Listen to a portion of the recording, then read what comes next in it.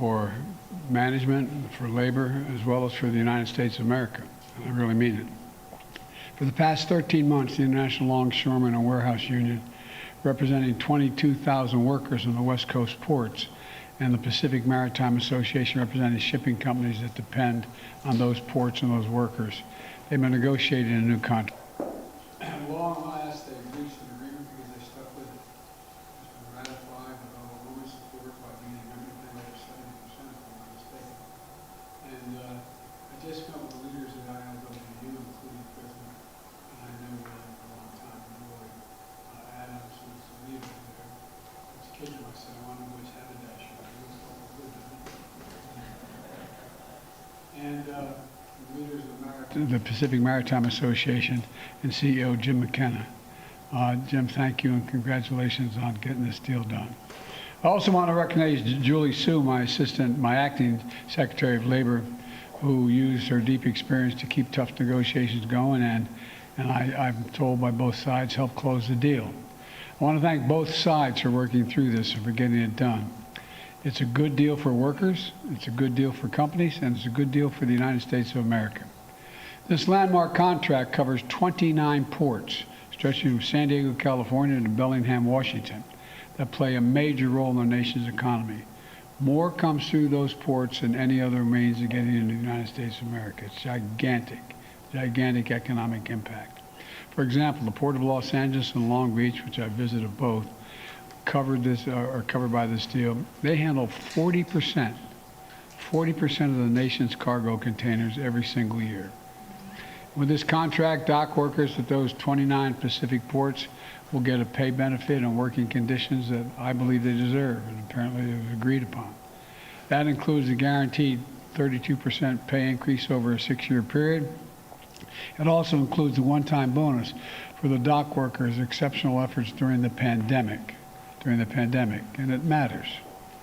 We all remember how the ports around the world were congested due to disruption caused by the pandemic. During my first year as president, ahead of the holiday season, my administration brought together port operators and shipping companies and labor to do everything they could to ease the bottlenecks for that season, that Christmas season.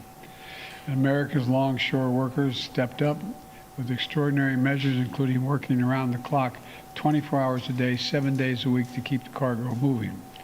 It worked. Working with port operations, about 97% of the packages were delivered on time for the holidays or with only minimal delays, and I want to thank the port operators for that as well.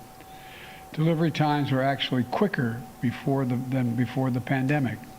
Our dock workers did that, and I want to thank them, and the port operators in our nation's ports moved record levels of cargo in 2021. Then we moved record cargo again in 2022. And today, thanks to the American workers, including the longshore workers and truckers, rail workers, America's supply chains are operating smoothly again. With this agreement, they're being paid what they deserve, and goods are moving quickly and efficiently across the country. Plus, this has a direct impact on reducing inflation. When the cost of moving goods through supply chains goes up, inflation goes up. Strengthening supply chains and inflation goes down. That's why we made fixing our supply chains to bring down inflation a top priority, and it's working.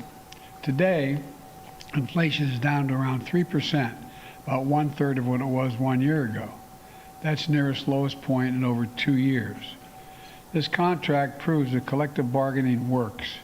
It gives workers a seat at the table and ensures that their well-being, security, and futures are a priority, and it also gives employers the opportunity to deliver for employers by helping them attract and retain the best, most productive workers in the world. Yes, it often takes time, but done right, collective bargaining means everyone wins. Workers, employers, our economy, and consumers. That's why I also want to congratulate another labor agreement. The Teamsters overwhelmingly ratified their contract with UPS last month. UPS is the largest single employer contract in all of North America, covering 340,000 workers.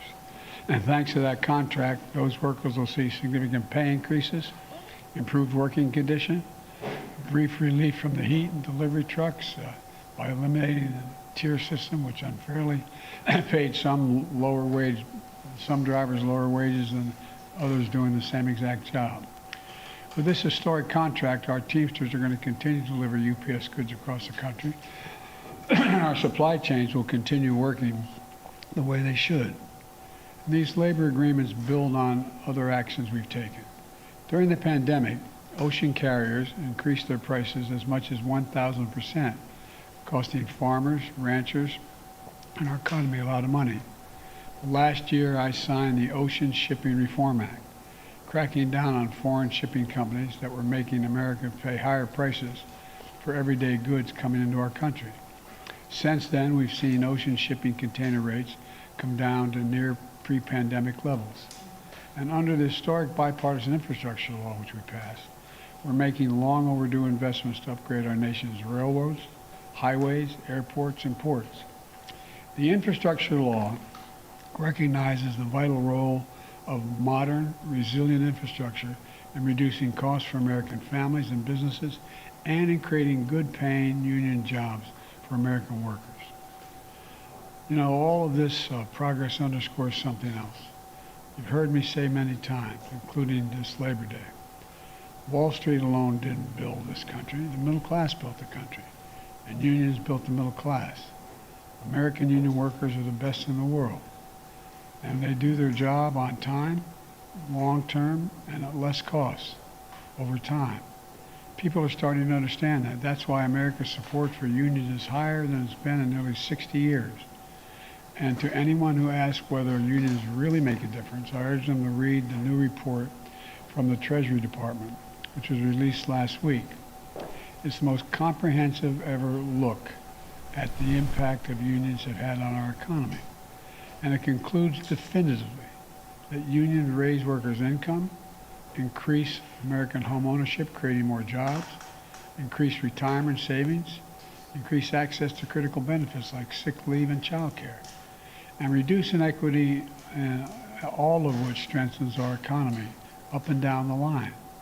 When the middle class does well, everyone does well, and the wealthy still do very, very well. Plus, even workers who aren't in unions, even workers who haven't been laid off, see benefits when unions are strong. Because unions raise standards across the workforce and industries, pushing up wages, strengthening benefits, and strengthening them for everyone. That's why I'm continuing to call on Congress to fully and finally pass the Protection of the Right to Organize Act, the PRO Act, which makes it easier for workers to organize unions and more difficult for businesses to engage in unfair practices. Let me close with this. We faced some pretty tough times in recent years. A pandemic that took more than 1 million of our friends and neighbors and our families. It was the worst economic crisis since the Great Depression.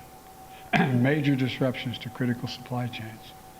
It wasn't long ago that 20 million people were out of work here in America, 20 million. But the American people and American workers didn't give up. Today we have the strongest economy in the world. Let me say that again. Today, the United States has the strongest economy in the world. The lowest inflation rate among all major economies. 13.5 million new jobs. Around 800,000 of them in manufacturing jobs.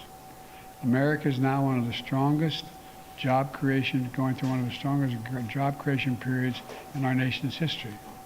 And it's no accident. I came determined to build an economy, as I said before, from the middle out and the bottom up. Because everyone does well when the middle class does well. And the wealthy do very well. And look, to invest in American workers who are the backbone of the country makes sense to me. Labor contracts we celebrate today prove that. And while I'm proud of all the steps my administration has taken to strengthen the economy, the real hero in this story are the American people. Ordinary people getting up every morning, walking out, busting their necks, believing and they're doing their work, showing up. They're the ones making this happen. And they remind us who we are. I've said it many times and I make no apologies for it. We're the United States of America. There is nothing beyond our capacity when we do it together.